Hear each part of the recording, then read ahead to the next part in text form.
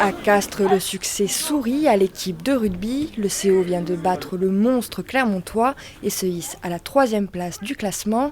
Un succès dû notamment à ses jeunes, la fameuse génération 96. C'est une génération qui est arrivée un peu sur la pointe des pieds quand on est arrivé nous l'année dernière. C'est une génération qui a fait tout le circuit et toute la formation fédérale. Donc Marcoussi, c'est des garçons qui sont habitués au joutes du haut niveau.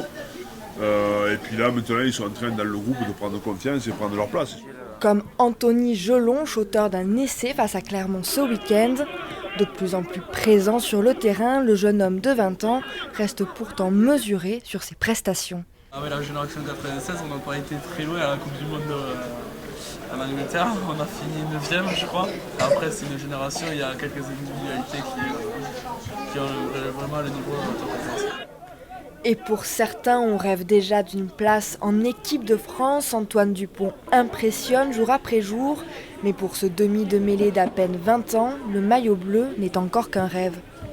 Certains gens en parlent, j'entends autour de moi, mais pas plus que ça, des bruits de comptoir. Il y a des joueurs qui sont à ma place, ils ont plus d'expérience que moi, donc je pense qu'ils sont plus à même d'y être. Et donc quand ça sera mon tour, je serai appelé, mais pour le moment, ce n'est pas d'actualité. Pas d'actualité ce jour-là, et pourtant, le lendemain, le minot de Castres est appelé en renfort pour le match contre l'Italie. Une absence que Castres devra pallier.